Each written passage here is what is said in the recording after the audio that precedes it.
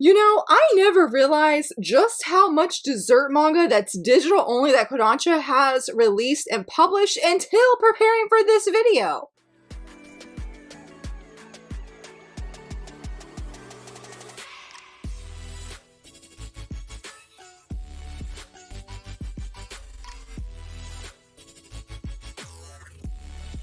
Hello friends, happy Wednesday. So very excited that you're here. We are continuing my dessert theme series where we're only talking about dessert titles. I'm really excited for this video because I was able to sort of basically go back in my reading journal, I guess down memory lane for a lack of a better word, and remember, recall, look up, go back to some of these digital series that I realized I had tried and had no idea that they were dessert manga. And so I thought this video would be really fun to film a 5 underrated digital only series that's serialized in dessert, because I feel for the majority of us, I think most people really prefer to read manga physically. I mean, obviously I do with the collection I have behind me, but sometimes you find these digital series and they are just so very wonderful. I mean, nobody seems to really know about them and you just want them to get some love and attention. So that is what I am doing today. Let's go ahead and dive right in. Starting with number 1, I'm in love and it's the end of the world. Oh my goodness, I was so excited to be back with this series. I think I reread the first 2 chapters this morning. Oh, it is so wonderful. I was like, I need to go back and reread the whole thing. So it's about our main female lead. She is the twin of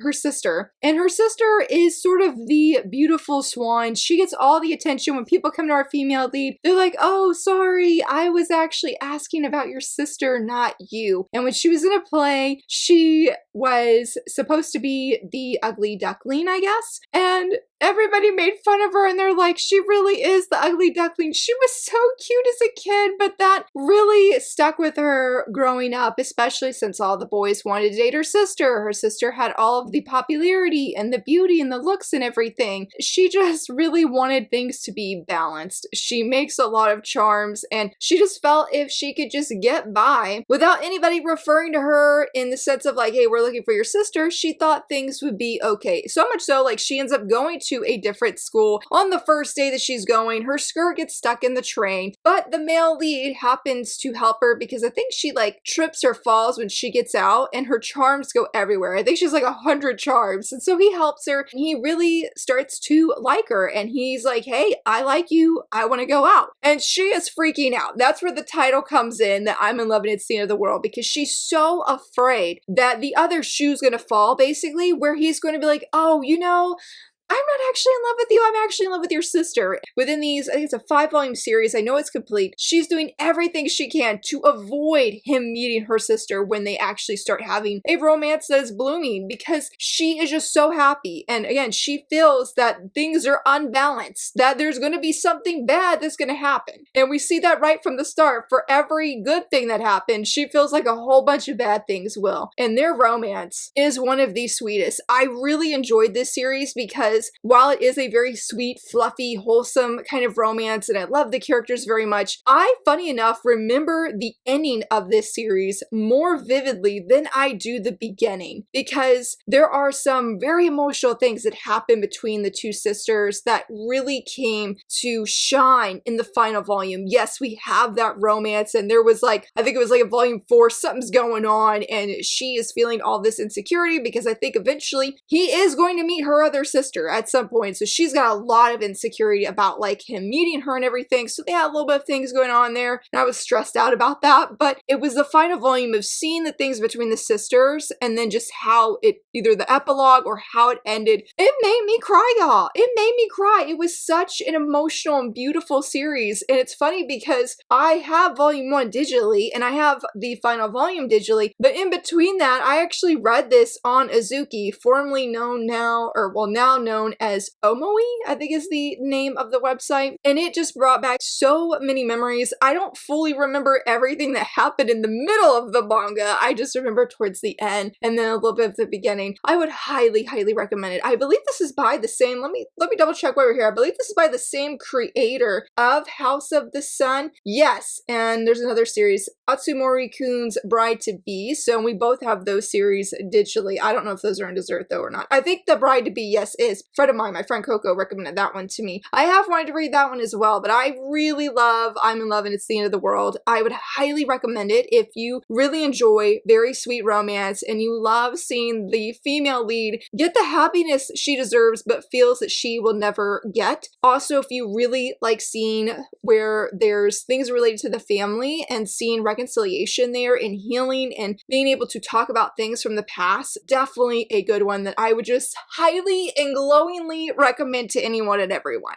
For number 2, this is one of the funniest manga I've read. I think I've read digitally up to volume 3. The series is also complete. I think like 7 or 9 volumes. That is Getting Closer to You. If you like heroines like Kyoyo from the Eccentric Doctor of the Moonflower Kingdom who are obsessed with muscles, this is your manga. This is your manga. Grant, this manga is like a temporary romance, but it's about our female lead who is obsessed with muscles. I mean, she got a muscle journal. She'll be out there with her binoculars scouting out the sports team, checking out all the abs. And what makes it really great, oh, hold on, let me finish what telling you this about, and I'll tell you why it's really great with that when she's doing that. But she starts hearing rumors that he's one of her senpai. I don't know what his position is, but he's like sort of like the all-star on the basketball team, and she hears he has the best abs, and she's like, well, we gotta go scout it out and go find out about this. And as she's going to the balcony, it was outside, so she's not gonna get majorly hurt, but she almost falls. She's like leaning over so far to get a good look at the abs and the guys that she almost falls off. But that basketball player ends up helping her, catching her, but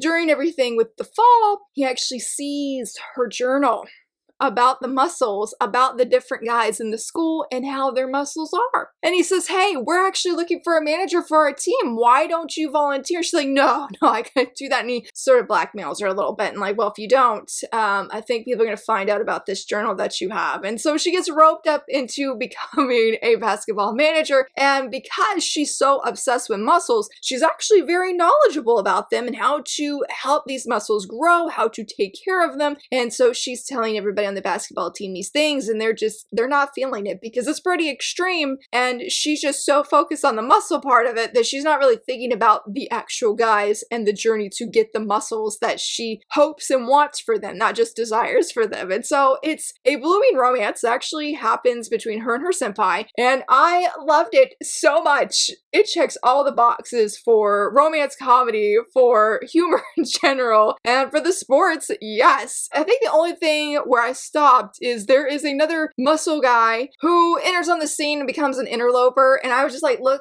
get the interloper away, even though he had a certain set of muscles that just made our girl go crazy. But what I was gonna say earlier, in the middle, what I was saying what the book was about, or the series was about, is when she's looking at these muscles, if I can, I will try and leave a screenshot here, okay? When she's looking at these muscles, they have like little hard eyes, or they'll have little eyes on them, like, please take care of us. And it was just so hilarious to me. Like, this is the one series, the one volume. I've read this volume at least 2 times. I read it on my living room floor, and I laughed so hard that I rolled around. I've never done that with any other manga. Ever. Period. Hands down. I mean, it is truly one of in my top 5 of funniest things I've ever read, because the way that she views the muscles and just how really muscle obsessed she is truly on another level. Like, if her and Kyoyo met, they'd be best friends. Hands down. There's just no doubt in my mind, because they both love them. I have no doubt they can exchange some information of how to increase muscles and to appreciate them to their fullness. So yeah, if you love sports manga, or at least having that sports element, yes, please check this one out. I would love to have a physical copy of this series. Like, if we got it physically, that'd be incredible. That'd be amazing. Thankfully, I actually have seen more people who have read this, because I believe now it's on K-Manga, so it's got a little bit more momentum than when I first read it, which seems to be back, I guess, sometime in 2024, the beginning of that year. Yeah, it's sometime in January. And I've seen a few more people who have recommended it and shared about it. And I always get so excited because, man, I'm just like, yes, this is such a funny manga. If you need your day better, go check out this manga. For number 3, I was so excited to come back to this manga, and that's The Springtime of My Life Began With You. Yes, Of My Life Began With You. I did not know this was a dessert series at all. I remember reading this so long ago. I think I actually got a NetGalley arc, and then I bought the digital volume, and then I even paid full price for the second volume, but I haven't paid full price for the others. This is another completed series. I think it's at 5 or 6 volumes. Oh, this is such a good one if you are a fan of characters who are book lovers. To go more into that, it's about our female lead. She loves books. She gets so anxious around other people and very nervous, and so her whole world is books. That is enough for her. She doesn't need friends, not in a cocky way that she thinks she's better than anybody else, but it's not as nerve-wracking. It's not as scary to go have to make friends with her classmates who can make fun of her or be mean to her or just completely ignore her. Well, one of the most popular guys in her class comes up to her and says, hey, you want to go out with me? But he sort of fumbles it, and I think he says, want to go ouch with me. Okay, and mind you, she hears when he asks her this, right before that, he has been dared by his friends. They're playing some kind of game, I forget the name of it, but they're playing some kind of game where he has to do this dare to ask her out, and she's like, you know, ignoring him, like she knows that she's gonna be laughed at regardless of what she says. But this guy gets sort of offended, our male lead, and he's like, I'm serious. She's like, how could he be serious? I just heard what he said. But for some reason, he does increasingly become persistent that he wants to go out with her. And he's like, okay, if you want to go out with me, after he's asked her twice at the very beginning, he's like, well, I'm going to get to know you and I'm going to convince you. And what I really loved about this series, because it turns into a blooming romance, is I was prepared to come into this, it'd be like the shy girl and the popular boy kind of romance. And yes, it is that trope. So if you do like that trope, chances are you would enjoy this series as well. But I felt there was something more to his character. Like we get, I can't remember if it's in volume 1 or volume 2, but we do see his backstory because he was involved in sports and how that has shaped him and who he is. And I would say also with that, I absolutely loved how he respected her love for books. There is a scene where that girl was acting like a bully. She was. Her classmates knew, everybody knew that she was acting like a bully, and she takes her book and throws it over the fence on the top of the building, and the book happens to land on the ledge. Before that scene unfolds, though, the male lead's getting to know our girl and asking her questions like, why do you read? Why do you always read the same book at that? And she's just excitedly telling him. Her face is lit up. She's smiling. He's like, you know, you really should smile like that more often. You're really pretty and people might like you more. But when that book goes on the other side of the ledge, she goes to get it because she remembers that he genuinely said, hey, why don't you let me borrow that book sometime so I can get to know what kind of books you like. And that really begins him going out of his way as one of the most popular guys in his class in this school to get into books because it makes her happy, like so much so he starts or like brings back the literary book club.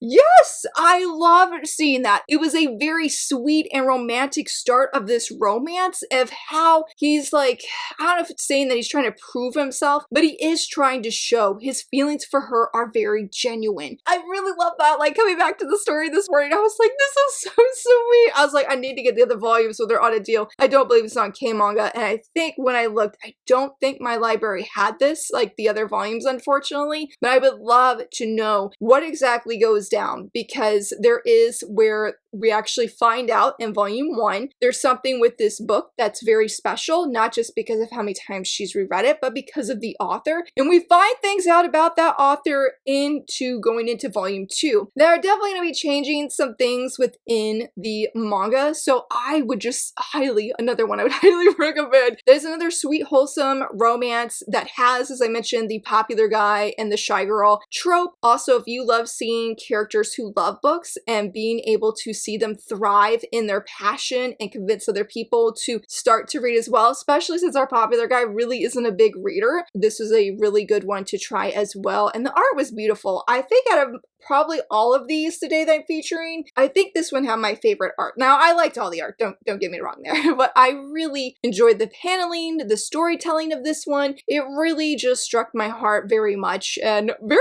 excited for an opportunity to talk about this one because I had forgotten all about it. I think I read, listen, I bought this back in 2021, so it's definitely been a hot minute. Unlike the Getting Closer to You and the I'm in Love with Seeing the World, I actually don't know anybody else who has read this, at least past volume 1. So if you have read it, definitely let me know what you thought of it. For number 4, I decided to change it up, and I'm going to say Kuroko and Her Sweet Villain. I'll say my honorable mention at the end because I originally had a different title for this spot, but then I remember Kuroko and Her Sweet Villain, and this was such a wonderful series. It's a 2-volume series on Manga, and it's one I so wish that I had a video review of. I should have done one. I don't know why I didn't, honestly, but it's about our main female lead. Her nickname is Kuroko. I don't think that's her actual name because I believe Kuroko, yes, it means a stage stagehand who shines backstage, that really lives out how she acts. I mean, she does anything and everything. She's in 3 different clubs, and when she meets the male lead, he actually thinks that somebody is forcing her and bullying her into doing all of these things for different people. But the thing is, Kuroko doesn't feel it could ever be in the main character role, that she could shine like her classmates. So she's just happy and content to be the stagehand and help them shine, so that hopefully when they graduate, they'll look back and be like, you know, Kuroko made my high school life experience better. That's all she wants. That's all she wants. She's a sweet, precious being, y'all. But the male lead, he's not exactly happy with that. He's like, no, you could be the main character of your own story as well, despite that he's, I don't want to say rough around the edges, because he's not a delinquent. I mean, yes, but not like Ichikuro from Glass with a Chance, a delinquent, or Sen from Well, That's an Understatement. More of like a troublemaker, I think, is probably a more accurate word. Now, he's not afraid to go confront people. I don't think he beats anybody up in this series, but I wouldn't put it past him. Honestly, he does put some bullies in their place, so he may seem like a bad guy, and like when you see the like chapter headings, sometimes you can see like little horns coming off of his head, like he is this really bad guy while our Kuroko is like an angel kind of thing. And I guess that parallels a little bit true in the sense of Kuroko's not a troublemaker by any means at all, period. I guess I just bring that up because he was just so adamant that she could be the main character, and so they have a romance that blooms between them, and I think I felt a little bit like not super invested at first, but the more I read, the more invested I became in our heroine's journey, because I loved seeing her slowly change. Yes, she still has her main goal of helping everybody, but as it gets to the end, where she really believes she is a main character in her own story and can shine just as bright as anyone else. It was a very beautiful and touching kind of ending that, for all of the, not shenanigans, but I really just didn't know where the series was going to go. But I remember where I just could not stop thinking about this, used all my points to read the rest of it. I mean, it's only 2 volumes, so it's not a lot, but there's a lot of chapters just glancing here that use points, which, you know, those are hard to come by on Manga. You got to use them wisely if you're not using real money to buy them. But I would very much recommend this one as well if you like short series, short romance series, and you like seeing a little bit of where it's just, I wouldn't say Kuroko's necessarily like a shy girl. She is, but she isn't. But sort of who's known as a goody two-shoes for helping everybody, with the class troublemaker who's not afraid to put people in their place and say the things that everybody's thinking or scared to say what should be said, and he's the one that's doing it. And how their romance, a little bit of a slow burn romance. I mean, it can't be too slow burn since it's only 2 volumes, but I feel like it wasn't like an immediate romance. And I really love how Kuroko really started to realize her feelings for him and how those feelings came to be known. Yeah, it's a really sweet series, and I'm very thankful it's on K-Manga. I may be very upset that I don't have a video review on this, but thankfully you guys did vote for it to have a shoujo quiz sometime earlier this year, late last year. And I was very, very excited because that was, I think, shortly after I had read the series, and I was like, you know what, on a whim, I'm gonna put it out here. I'm gonna put it out here and see if anybody would be interested in this. No, I use a randomizer, so it must have been selected. So yeah, if you would like to do that quiz on it, you can. But remember, this is on K-Manga. It's not one that you could buy digitally as an ebook, as I have done the others. But for number 5, I know I've talked about this series at some point. I know I talked about Patreon channel members in the latest video that I've done, but I can't remember what public video I've done, but I'm going to say Falling Drowning. And I was rereading volume 1 this morning as well, and I said, man, it's time for me to come back to this and see how this series ends. So it's about our female lead. She has been out sick with an unexpected flu for like 2 weeks, comes back to school, and I'm not really sure if it's the beginning of the school year, but she's trying to sort of make friends, sort of feel normal after, I guess, everybody else has sort of started befriending one another. And so she has her childhood best friend who's a guy. He is helping her, and everybody's adamant that they are dating because of how close they are. And she's like, no, we're just friends right now. But he definitely wants to be something more. And we meet another male character who is very cold to her, but for some reason she finds herself in these situations with him, like being locked locked in the school closet, or being stuck, not locked, being stuck in the school closet, and realizing that she's starting to have feelings for him. But the thing is, when I think it was like 6 years ago at the start of this manga, or when she was 6 years old, I know it's something with 6 years, that she got into a horrible accident and unfortunately lost her father and lost all of her memories. And she has this really big gap where she cannot remember anything from this time. Now, her childhood best friend was there with her, and so he has sort of helped her during those moments. Like, I guess he helped her at that time, but he's also helped her to sort of fill in those gaps as needed. But she feels that there's something, maybe not her, but as the reader, I will just say, to keep it vague, we know that the guy who's acted cold to her, that he knows something about that time. We don't know what it is though, and our female lead doesn't know what it is either, but so begins within all this of, honestly, she's just trying to unlock those memories. She wants those memories back, regardless if people tell her, hey, this is what happened during that time. She wants it for herself, like to discover it. But as that's happening, she is learning about what love is, and she's getting different people saying different things to her. And what I really liked about this is one of the, I think it was even one of the notes the creator said, was originally this was going to be a suspense series. And I feel like that's why I really like it, because there is this underlying, probably more mystery than suspense, but we don't know as the reader, why is the one dude who I'm actually shipping, the cold-hearted dude, or seems cold-hearted, why is he acting the way he is? Did they have something going on when they were younger because the childhood best friend's like, hey, I really like her and I'm gonna go for her, are you okay with that? I'm like, why do you need to ask this guy? Even if you guys are all childhood friends, why do you need to ask him? Like, just go for it then. But there's something there, and I don't know what it is. This is a 3-volume series, so it is complete as well. My library does have the other 2 volumes because I only own volume 1. Honestly, I think it was like I read an arc of it on NetGalley, enjoyed it so much, I went and bought it for myself. And I have seen a few friends that have read this when it first released. Let's see when I got this one. It was back in 2022.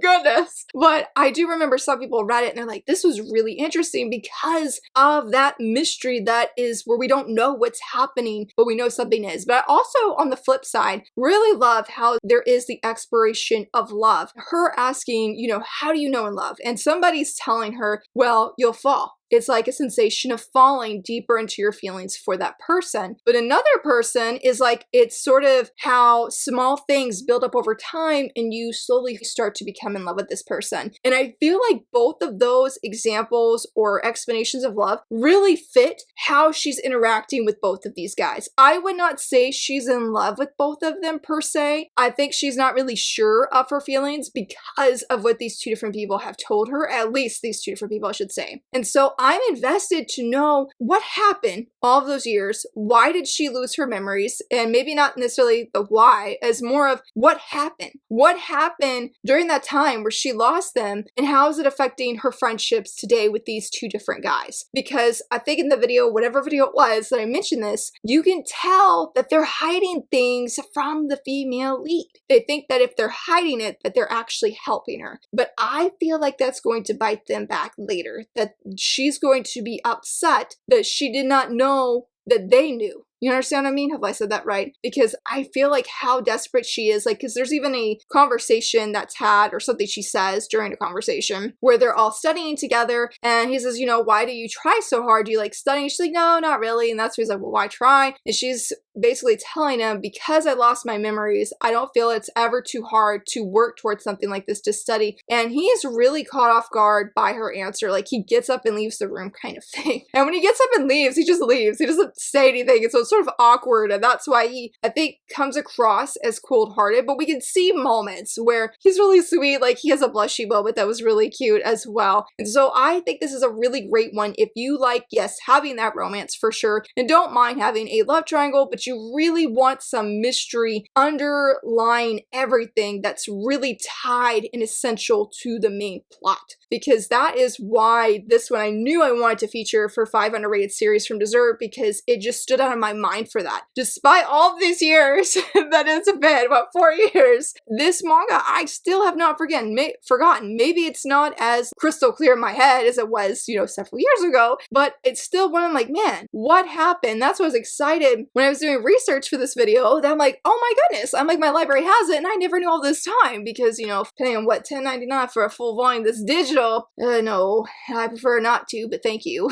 I can't wait to see where the series goes and would definitely give another glowing recommendation for this one. But I want to say an honorable mention that I was going to do is Heroine for Hire. And I feel so bad because I came back to this volume 1. I actually have all 4 volumes. It's a completed series. I even have a video review on it and I had no memory of it. Like, I knew that I had picked it up because I liked the cover of volume 4 and how she's holding him, how she's known as the strong muscle girl that's stronger even than guys, how she, what was it? She does some kind of martial artist move to the male lead who is very handsome, but tends to find himself in trouble with girls because there's a misunderstanding or the boyfriend's like, you're cheating, you're having my girlfriend cheat on me with you, when he's like, no, that's not really the case, just there was a misunderstanding kind of thing. And so they have a blooming romance.